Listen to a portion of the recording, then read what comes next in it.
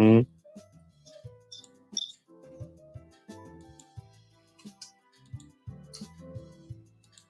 Ladies and gentlemen.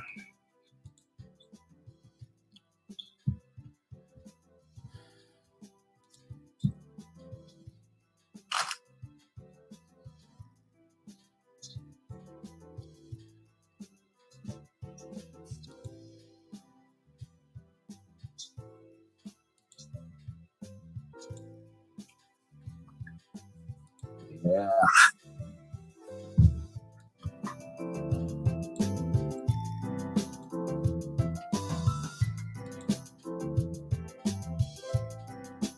Oh no.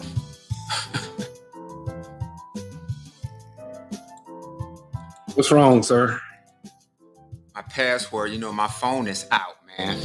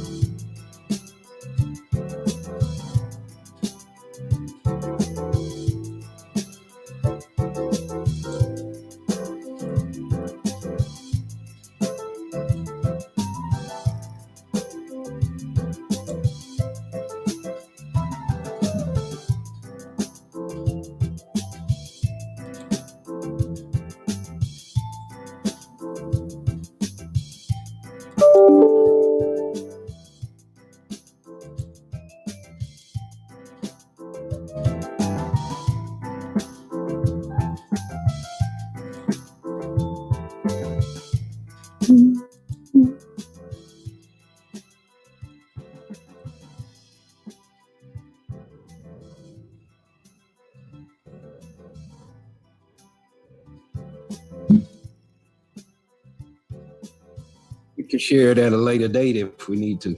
It's coming. Oh, okay. Oh, take your time.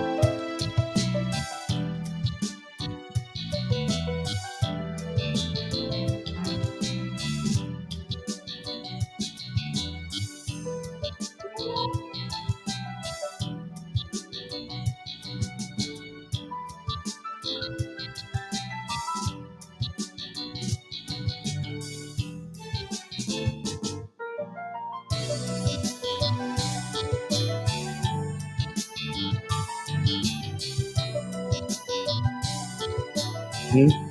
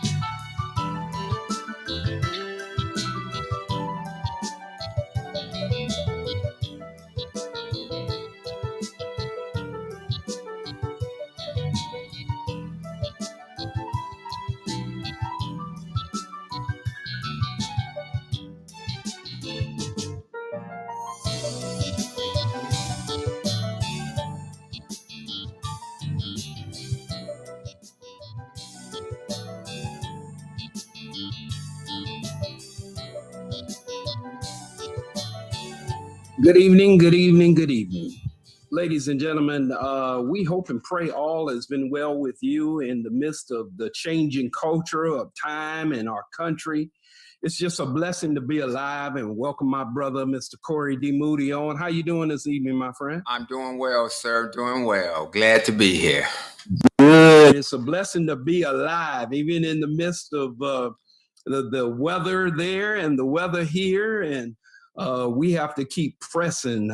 Tonight, it seems we're talking about writing the report. That is so very important. We look forward to that tonight. And ladies and gentlemen, we thank you so much again for joining us. I am D. Edward Cheney, and I have my brother, Mr. Corey D. Moody, certified public accountant, certified valuation analyst, who is with us tonight. And at this time, we're going to allow him to share what God has placed on his heart. And we thank you for joining us again right now. At this time, right now, we need you to do two things. We need you to like, share. We need you to register on Zoom, on all of our social media platforms, especially our Facebook. Go to the Renaissance Fellowship. You can log in. You can sign up right there. You can go to Podbean. You can go to so many different platforms at this time. Please share this vital and imperative information. Without further ado, my brother, Corey D. Moody, you got it. Well, thank you. Thank you. Wow.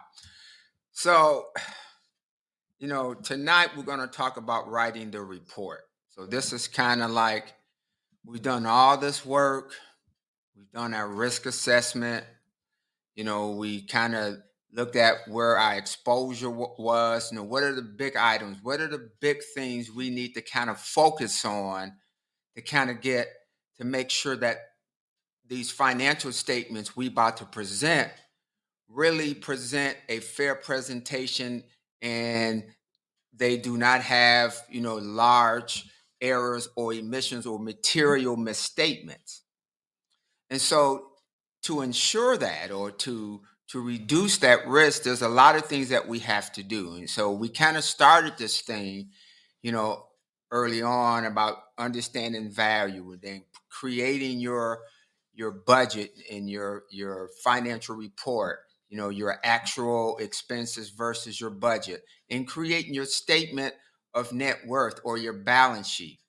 So these are the same things that happens in business, that we have these financial statements, which is the result of our transaction. So all the money we have spent for the year, last 2 years, 3 years, whatever that length of time is, these are the results. And when we look at these results, it kind of gives us some indicators of how well we're performing. How good a stewards are we over these financials? Have we spent the money, appropriately? So one of the misnomer I want to kind of get cleared up is how accountants, how we are portrayed. There's these nerdy bean counters, which that's true. So I don't want to take that away. That is true. But the misnomer is we don't like to spend money. Actually, we love to spend money. We just probably go through a whole bunch of steps before we spend it. So we like to kind of understand, does this make sense? And it's not always the cheapest price. That's when that understanding that value comes in. I may pay more for something because I get a better value. So that's kind of part of the whole process. So when you have to live with an accountant, it may seem like we just go through a whole bunch, and we do. And a lot of times we've already kind of done it in our minds and have these checklists, because nobody wants to read these reports with us. So, we end up having to do it by ourselves all the time. We may say, hey, you want to read this? Oh, no, you just handle it. And then when it comes time to making these decisions, now it's like, well, why not? Or why are we? Well, we was trying to put, I was showing you all the details. So remember when we went out in the field, we got all these transactions that says you made, $2 million, or you made, $200,000 on your job last year. So that's all your income. And you spent all these the funds, for your house note, your car payment, your gasoline, utilities, you know. So we spent all this money. At the end of the year, how much money do we have left? A lot of times we say, man, we can't make it to the end of the month. So having this information is important to have more at the end of the month to make better decisions, so you're not throwing away, you're being a good steward over your money. That's why this is important, not to tell you what not to do. So you have all this data now, and now you want to spend. So we like to spend. We just going to go through probably 10 different tests before we decide to pull the trigger. So it's like, no, we don't need it. We don't want it. I mean, we got needs and wants just like everyone else. But even, whether it's a need or a want, we just go through this due diligence process. So why is that important as it relates to our personal finance? Well, if we always, feeling kind of uncomfortable in our finances, and let's say really our value or our net worth is not increasing every year. So that's telling us we are not being good stewards, because we should be increasing our wealth every year. And at the end of the year, we get to have an audit to see how well we actually performed. So it's our own score keep to know how well we're doing. And it doesn't matter whether you're not struggling financially, you can pay all your bills. The question is, are you increasing your value or your net worth? And we discovered last season that value and understanding that, that is biblical. When we start talking about money, people get quiet, or, here they go again, and it really has nothing to do with the church. It really has all to do with our own personal lives, because we're managing ourselves. Yeah, we got, you know, mothers, fathers, spouses, children that, we have some accountability to, but we have also accountability just to guide ourselves, and this how well we're performing.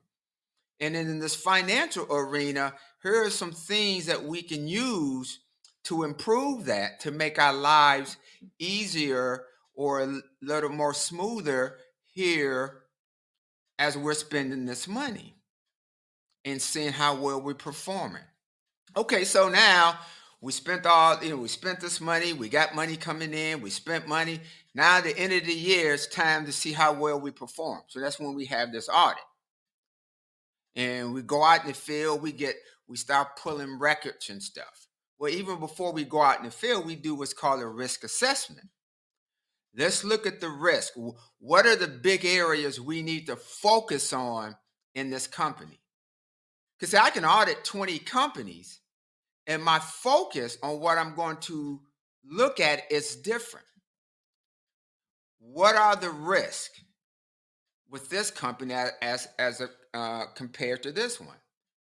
So depending like how many people are in an accounting department, or how many people deal with cash. If the person collects the cash, makes the deposit, does the reconciliation, and pays the bill, that's a high risk that something could be going awry with cash. But if there are three people, the person who collects the cash hands it off to someone else who makes the deposit, and then someone else actually does the reconciliation, and someone else pays the bills, they got what's called good separation of duties, which means there's a higher probability that the money is where it's supposed to be, because it has to go through these steps. So how do we count for ourselves? And I guess, maybe because of my profession, what I've always wanted to do is, to be a CPA. I always kind of took how I accounted for money serious, but not just so much not to spend it, not so much as to see how much money I can build, but really to see how good a steward am I over what's been entrusted to me. It's the same thing that happens in the company. The accounting partner, the CFO, the controller, how well are they managing those funds and giving that information to the managers, the owners, so they can make decisions? So when we got good numbers and we can apply it and make these KPI, these key performance indicators, it helps us understand how well we are performing financially. And you see, it kind of bleeds into other areas of our lives. Okay, so now we've gone out and we got the risk assessment. We know what areas we're going to focus on. And so I know there was areas in my life that I had to focus on. So I had some areas in my life, there were some material misstatements. And those misstatements cost me dearly. Because, see, I didn't put these controls in place over that area because I saw there was a weakness there. There's a weakness right here, Corey. You need to put some controls in. So the errors and the misstatements don't get so large. And now you get a bad opinion on your audit. And then the next year you come in, do 12 months, have another year. And that same area is still failing you. Because we hadn't put those controls in place to reduce that risk. You hear when people are recovering from drugs or alcohol and whatever they trying to do.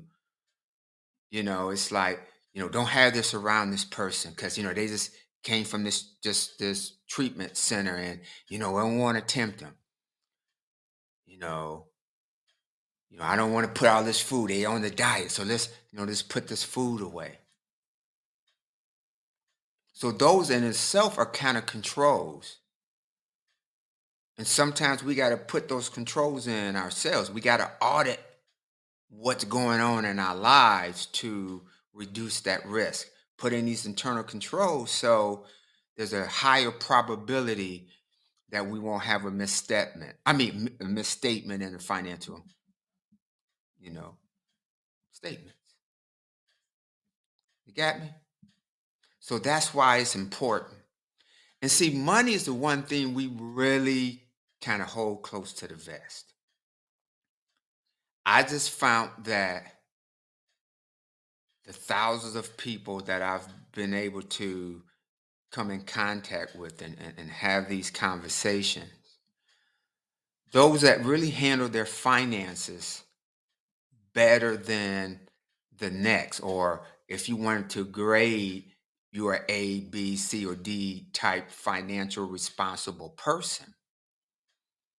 This is where the grade, in my, you know, um, experience, the higher the grade they are with being financial responsible, typically the better, the happier their lives are. I'm not saying they may not have more money to someone who doesn't, whose grade from a financial responsibility may be lower.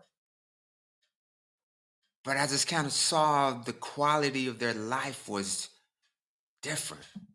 Because you hear them say having more money doesn't make you happy.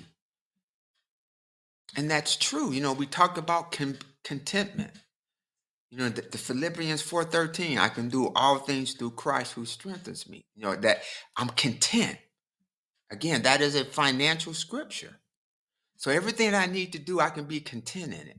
So the point I'm making, the higher grade we are on this financial statement, our audit, the better our lives become, or at least my life became. The more I kind of, kept that in order, I could apply those same principles to my life.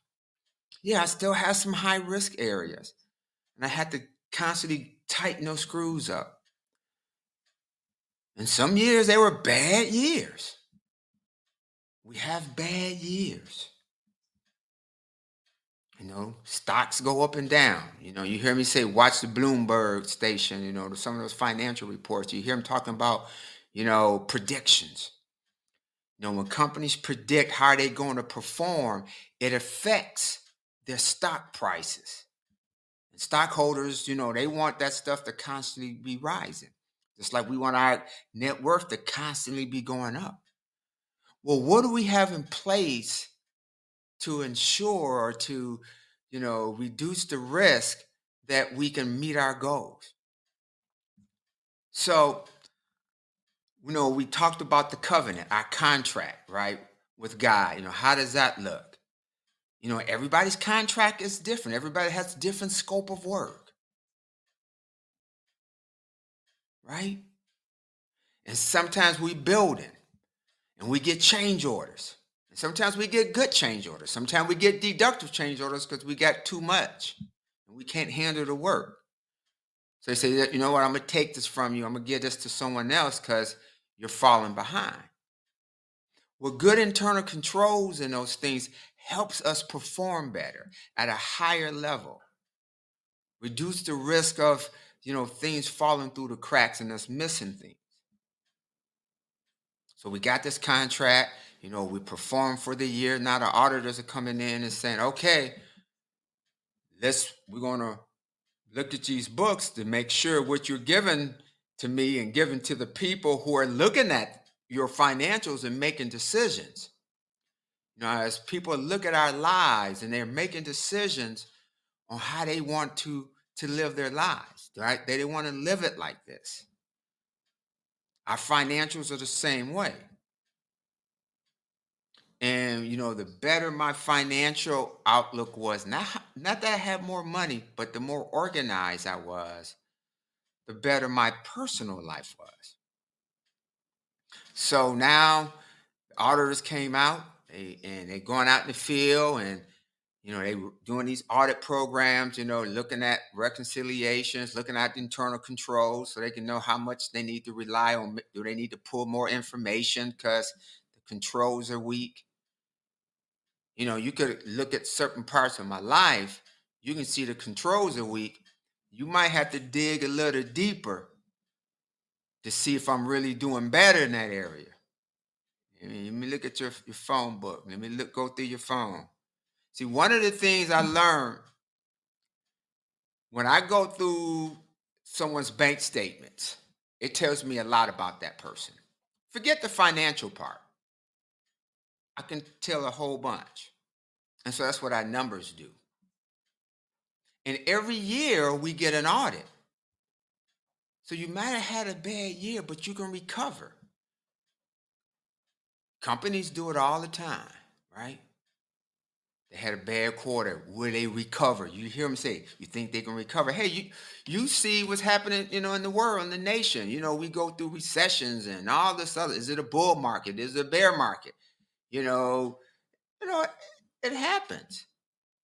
We have no control over a lot of that.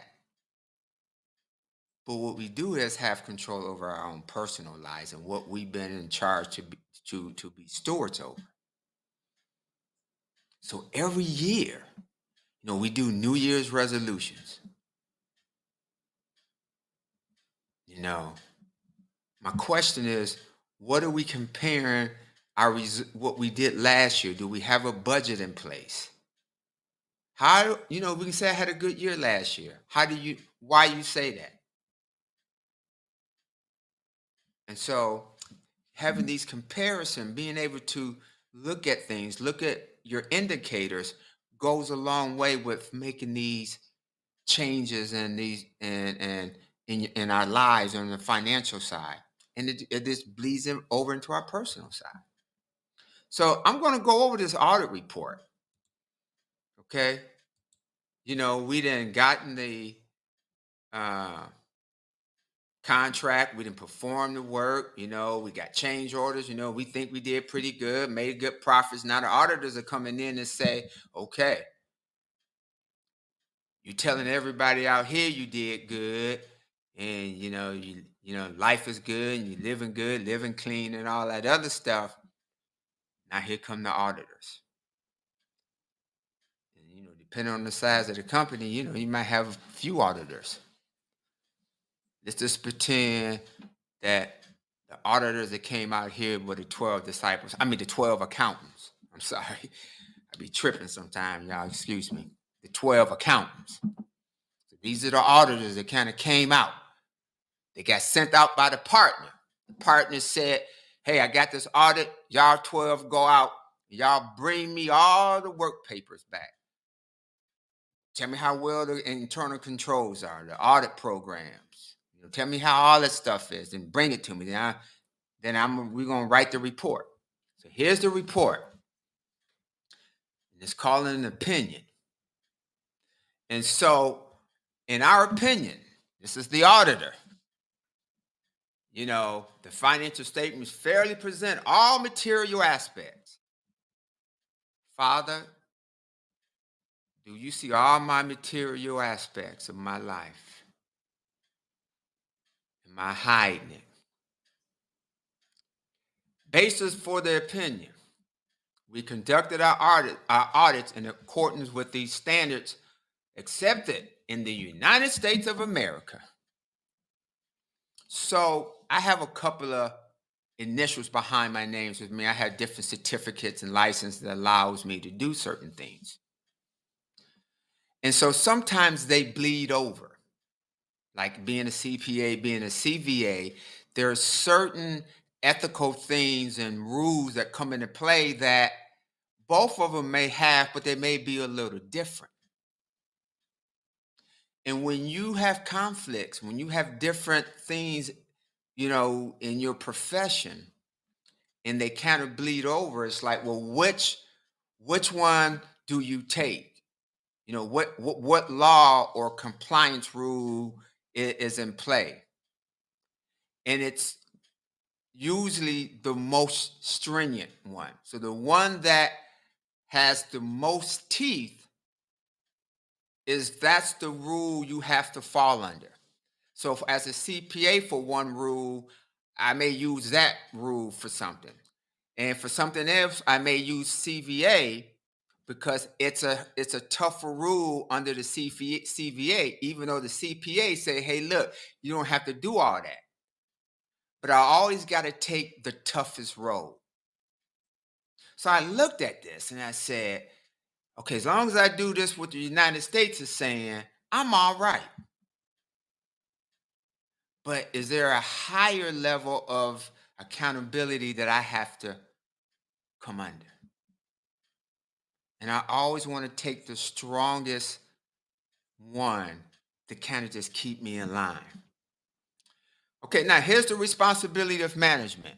Okay, this is up. All right. So you responsible for preparing the financial statements fairly. And check this out. And for the design, implementation, and maintenance of internal controls relevant to the preparation of the fair presentation of the financial statements that are free for material misstatements, whether due to fraud or error. So that's why these controls are in place, and we're responsible. So we're responsible when our controls are out of whack and we can't stay in line. We're responsible. Now, here's the auditors. So what the auditor is saying is, we want to get a reasonable assurance that these financial statements, I'm sorry, I missed that. Reasonable assurance that your life is free from, I'm sorry, man, I can't read. Reasonable assurance that these financial statements taken as a whole whole are free from material misstatements, whether due to fraud or error, and to issue the auditor's report that includes our opinion. So now we got to get an opinion. We're going to give this opinion, but they got to be whether due from fraud or error. So let me kind of break that down just a little bit. Whether you knew or not, it don't matter. Because see, internal controls the internal controls are they're there, to stop some fraud and theft. So let me break that up. So theft is one thing. So employees will steal from you. So you put these controls in to make it harder for them to steal your money. But also there are controls in place to make sure the transactions are reported properly. So controls work two different things to kind of help, theft to some degree, but more than anything is to make sure that the information is being presented properly. We don't want no one telling a different story than what's really happened. That happened with, the Enron deal and all that stuff. Those numbers were not real. And that was a big fallout, and you see what it caused. And those same things happens in our lives. It happened in my life. I've had some major collapses because my controls were weak. There were some fraudulent activities. There were some errors going on. And when I put these controls in place, it helps me to eliminate those. And that same thing happens on the financial side in our personal finance. If I do my reconciliations, if I do my budgets, if I review it every month, and it only takes 30 minutes. So you just take 20 hours a year just to kind of get a hold of your finances. Not just looking at what's in the bank, but kind of look at these indicators. Where am I spending my money? What's really going on? Am I increasing my value? Is there something that helps me keep going? But I just go year after year and after year, and then before I know it, man, what the heck did I do with all that? The same principles. So now, in performing our audit, we're going to exercise professional judgment and maintain professional skepticism throughout the audit. So, y'all that know me, I'm skeptic of everything. Blame it on this right here. I don't trust nobody if it's something that is provable or something that I have to write an opinion on because, my license is on the line.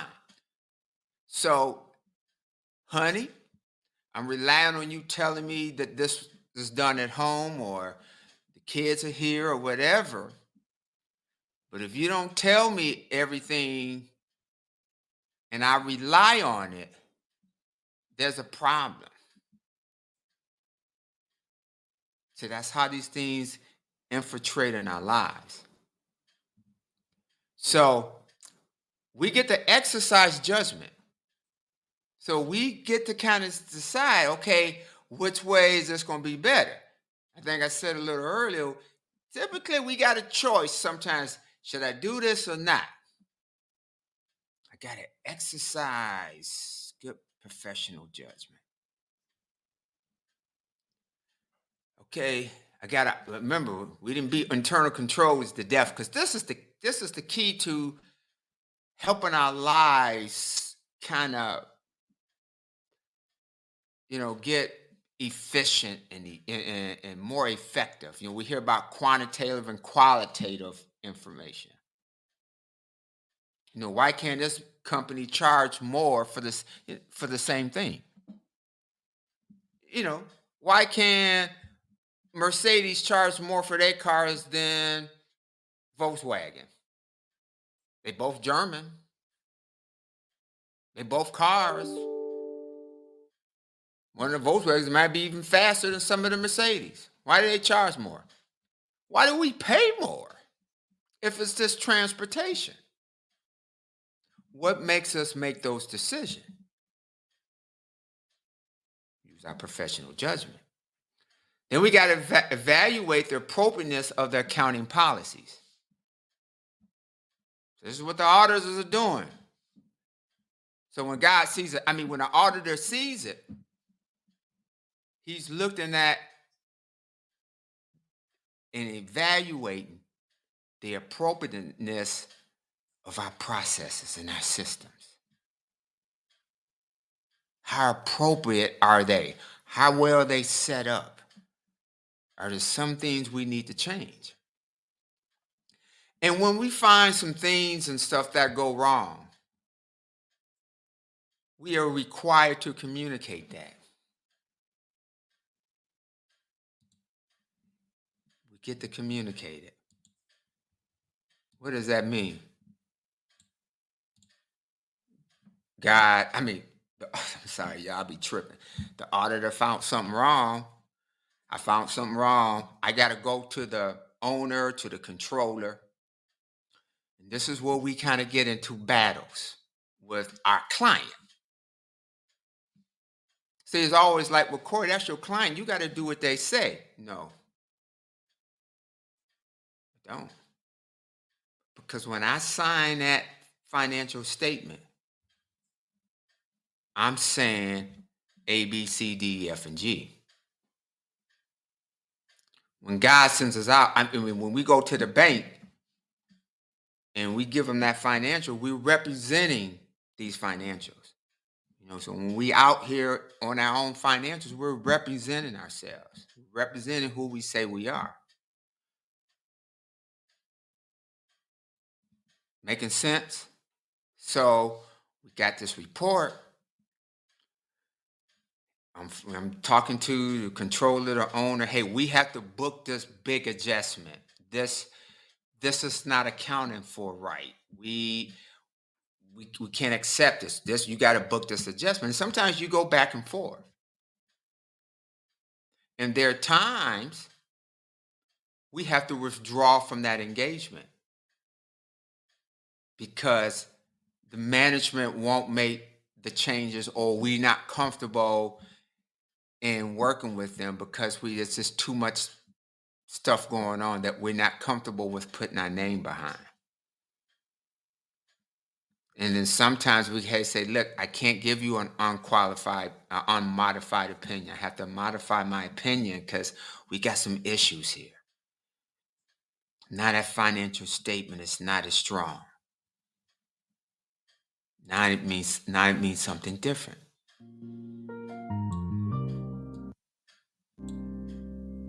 So how do we do that? So our financial statements, our lives is important. I'm trying to get this right so you can hear me. So the audit, we want a clean, unmodified opinion. We want to be able to walk in and say, hey, look, I got a clean report. I got good internal controls. My processes, my systems, they're good. You know what? You're right. Here you go. Here's more responsibility for you. Here's the loan. Here's the increase. Here's the job. Here's the change order. You can handle it. So, Brother Cheney, I just want an unmodified opinion, a clean opinion on my report. And Wow. you make it do what it do, bro. Thank you, sir.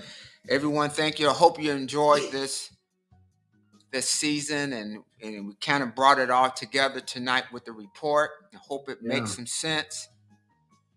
And when we come back, we're going to have it a little bit better and cleaner for you, and kind of just bring it a little bit more in focus. We're using our own internal controls to make it better, the process and the systems. Absolutely. So when you see it again, it'll look different. Thank you. Listen, ladies and gentlemen, it's just been a wonderful time having my friend, my brother, my family, Corey D. Moody, providing his professional expertise. And let me just say, God moves in mysterious ways. I know we have people that believe, some don't believe, but you will believe. Trust me. You will believe in something. All of us say that we don't believe, but you believe in something. And I just want to thank you, Corey, for what you have done and continue to do. Thank you, Renaissance Fellowship, for allowing us this opportunity, allowing the Corey D. Moody platform. And, we just thank all entities who have been involved in this process. Ladies and gentlemen, as things may shift, we will continue with Wednesday check-in with D. Edward Cheney, even if it's just for a few minutes. But the financial series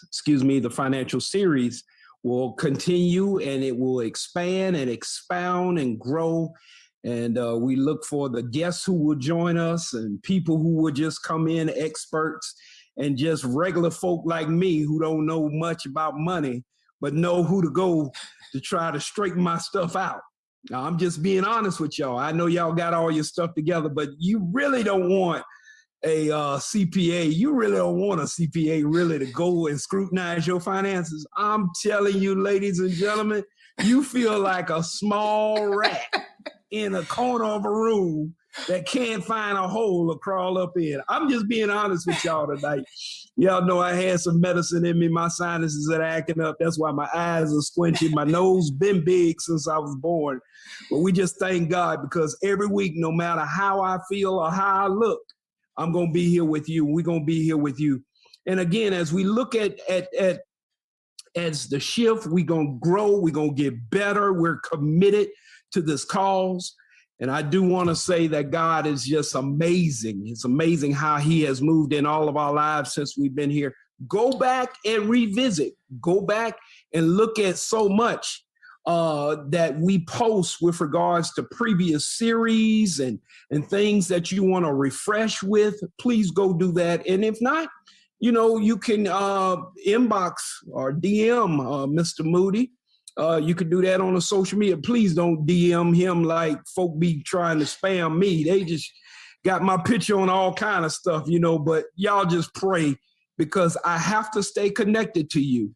I've got to do it. Other than that, I'll shut all that stuff down, but I can't do it because that's what we got to do to reach the masses. Amen. Enough for tonight. Again, we thank you, and we will see you again next Wednesday. Check-in with D. Edward Cheney, Corey D. Moody. We thank you. We love y'all. If you so desire to give and want to share, you can do that through the Givelify app. Tap Give Done. You can do that. You can also go to Cash App on the Renaissance page. All you got to do is push that button. It takes you right to the page, and you can give. Consider sowing a seed, writing the report. What does the report look like in your life? What does the report look like in your life? Thank you, ladies and gentlemen. Have a wonderful evening.